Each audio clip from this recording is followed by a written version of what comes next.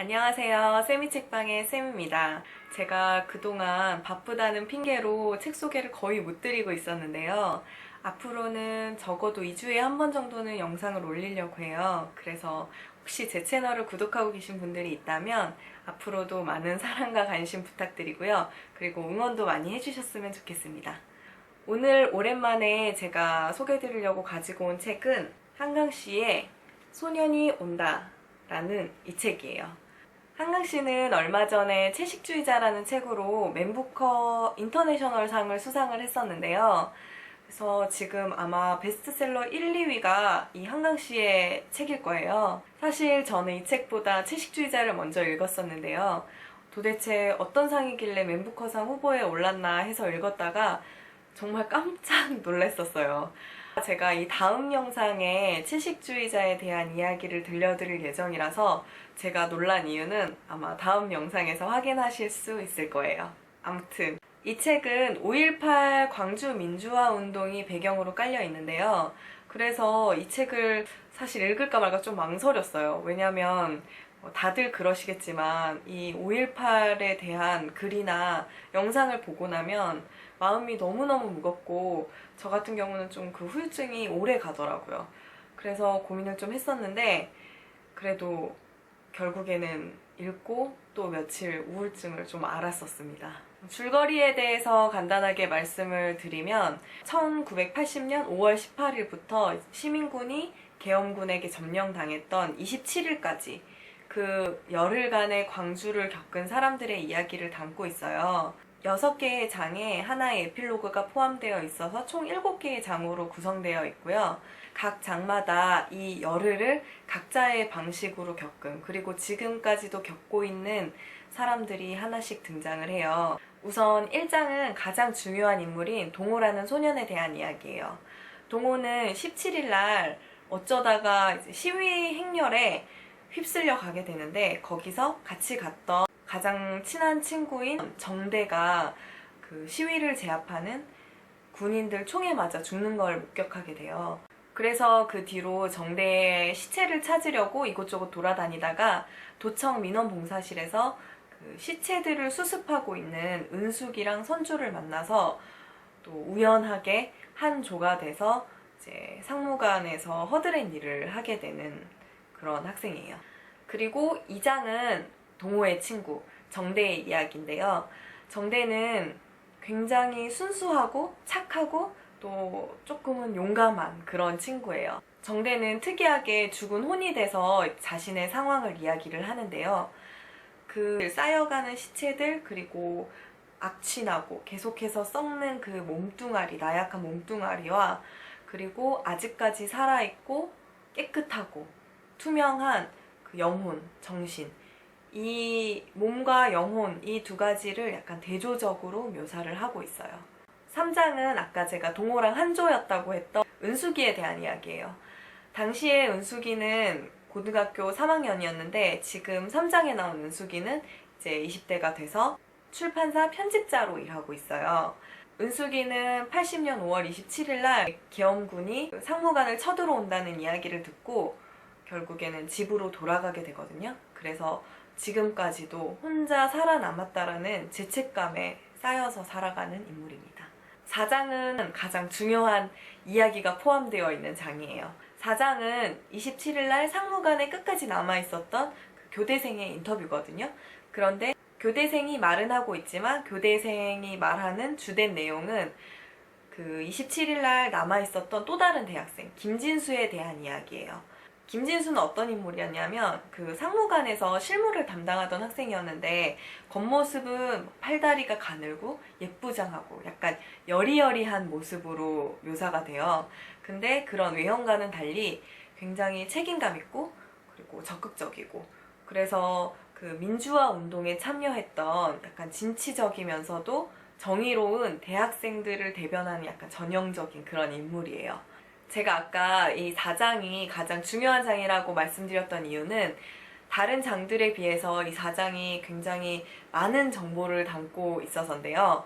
일단은 5월 27일 날 계엄군들이 쳐들어온다고 했음에도 불구하고 상무관에 끝까지 남아있었던 그 시민군들이 어떠한 마음이었는지, 그리고 계엄군들이 쳐들어왔을 때 당시 상황이 어땠는지가 다 설명이 되어 있어요.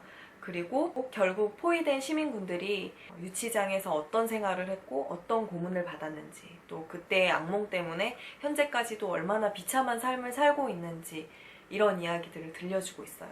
그리고 동호가 어떻게 죽게 되었는지도 이 장에서 우리는 처음으로 알게 돼요.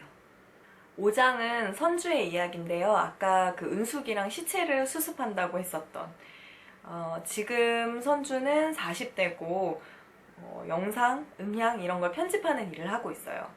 은숙이는 5월 27일 날 계엄군이 쳐들어오기 직전까지 트럭을 타고 돌아다니면서 메가폰으로 사람들에게 불만이라도 켜달라고, 시민군을 도와달라고 방송을 했던 인물이에요. 은숙이도 27일 날 계엄군들에게 이제 잡혔는데요. 여자라서 훨씬 더 고통스럽고 치욕스러운 그런 고문을 당하게 돼요. 그래서 출소 이후에 자살을 하려고 광주를 다시 찾았다가 그곳에서 동호의 사진을 발견하고는 약간 증오의 힘으로 살고 있어요. 그리고 6장은 정말 가슴 미어지는 장이에요. 바로 동호의 엄마의 이야기예요. 정말 눈물 없이 읽을 수 없는 이 장은 전라도 사투리로 적혀 있어요. 그래서 진짜 동호의 엄마가 저한테 그 이야기를 들려주는 것만 같아서 더욱더 슬프게 느껴졌던 장인데요. 그 앞장에서는 동호가 굉장히 과묵하고 약간 어른스러운 인물로 비춰질 때가 많거든요. 그런데 엄마의 눈에 동호는 그냥 애기예요. 동호의 엄마가 30에 동호를 낳았대요. 그럼 그 당시로는 완전 늦둥이잖아요. 그래서 동호의 엄마가 바라보는 동호는 너무나도 착하고 애교 많고 귀엽고 진짜 보석 같은 그런 막내 아들인 거예요. 지금 동호의 엄마가 나이도 많이 들고 해서 정신도 온전치 못한 상황이에요. 그럼에도 불구하고 아주 오래전에 죽은 그 아들의 모습을 생생하게 묘사하는 장면을 읽으면 정말 닭똥 같은 눈물이 저절로 그냥 뚝뚝 떨어져요, 진짜. 그리고 마지막 에필로그는 동호의 집 전 주인의 딸로 이 5.18 민주화 운동을 주제로 소설을 쓰려고 하는 소설가의 이야기예요. 현재랑 가장 가까운 인물이라고 할 수 있는데요. 눈치채셨을지 모르겠지만 1장 동호의 이야기부터 이 에필로그 소설가의 이야기까지 5.18 현장에 있었던 동호와 현재에 있는 소설가, 이렇게 시간의 흐름에 따라 그 등장인물들의 이야기가 쓰여 있어요. 제가 생각할 때 이렇게 쓰여진 이유는 아무리 시간이 오래 지났다 해도 그 5.18 민주화 운동의 뜻, 그리고 당시의 희생, 슬픔 이런 것들이 우리 기억 속에서 절대로 희석되지 않고 뚜렷이 남아있다라는 것을 알리려는 약간 의도가 아니었나라는 생각이 들었어요. 그리고 제가 아까 1장에서 동호가 가장 중요한 인물이라고 말씀드렸잖아요. 동호는 제목과도 가장 밀접한 관련을 맺고 있는 인물이에요. 소년이 온다. 누가 봐도 그 소년이 동호죠. 그리고 동호를 제외한 나머지 모든 인물들이 동호를 찾고 또 동호를 그리워하고 동호에게 죄책감을 갖고 있거든요. 그러면 이 나머지 6명에게 있어서 동호는 어떤 의미일까 생각을 해보면 일단 동호는 그 동호라는 인물 자체일 거예요. 중학교 3학년에 앳된 얼굴, 그리고 작은 어깨, 또 누군가의 소중한 아들이었던, 절대 희생되어서는 안 되었을 그 순수하고 죄 없는 그런 존재죠. 그리고 조금 다른 의미에서 제가 생각한 동호는 광주 시민들에게 희망이지 않았나라는 생각이 들었어요. 5월 27일 날 상무관에 끝까지 남았던 그 교대 학생이 당시 그 시민군들은 어쩌면 우리가 이길 수 있다, 어쩌면 우리가 살 수 있다라는 희망을 갖고 있었다라고 이야기하거든요. 당연히 그 누구도 그냥 그곳에서 죽으려고 남아있진 않았겠죠. 당연히 싸워서 이길 수 있다는 그 한 가닥의 희망으로 상무관을 지키고 있었던 건데, 동호가 죽는 그 순간부터 사람들은 기적은 일어나지 않고 희망 없는 현실만 있다는 걸 깨닫게 되지 않았나라는 생각이 들었어요. 그리고 제가 생각한 마지막 의미는 희망과 맞닿아 있긴 한데 조금 더 구체적으로 숭고한 정신의 상징이 아니었나 생각했어요. 동호가 17일 날 정대와 함께 그 시위 행렬에 참가했다고 했었잖아요. 그 시위 행렬이 왜 생겼냐면 실제로 1980년 5월 17일에 광주역에서 시민 2명이 군인이 쏜 총에 맞아서 죽거든요.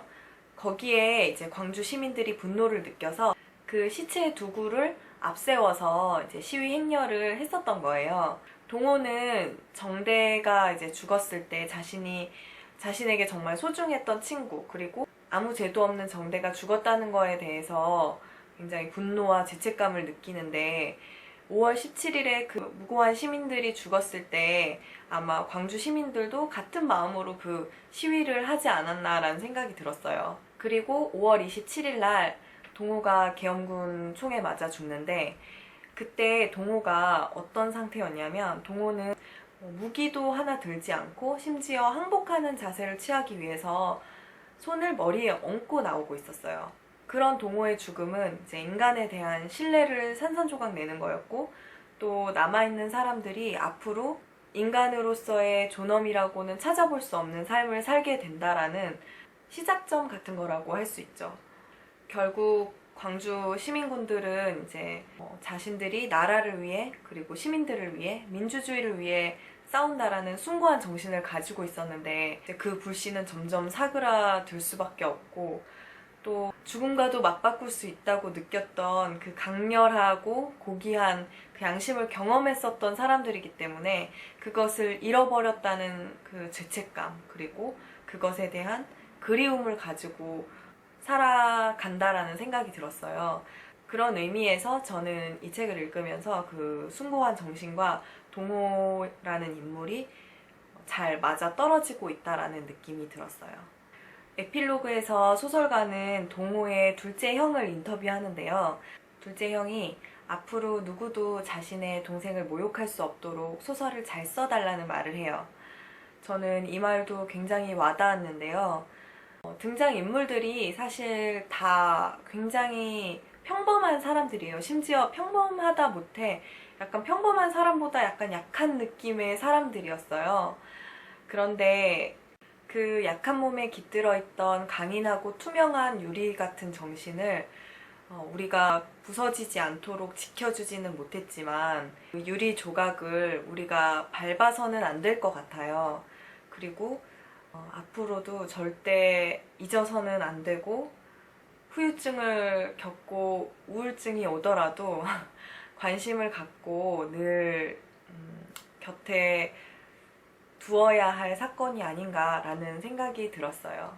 저는 그 5.18 민주화 운동이 일어났을 때 태어나질 않아서 그 당시 분위기 그리고 광주 이외의 지역에서의 분위기가 어땠을지 굉장히 궁금하더라고요. 근데 생각해보니까 저희 부모님이 딱 그 시기를 20대에 보내셨더라고요. 그래서 마지막으로 그 당시 시대적 상황과 분위기 그리고 역사적 사실에 대해서 조언을 아끼지 않으셨던 저희 아빠에게 감사의 뜻을 전합니다. 처음에 말씀드린 대로 다음 영상은 채식주의자에 대해서 이야기를 할 거예요.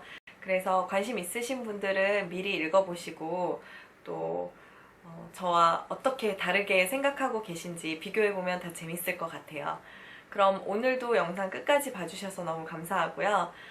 조만간, 정말 조만간 다시 찾아오도록 하겠습니다.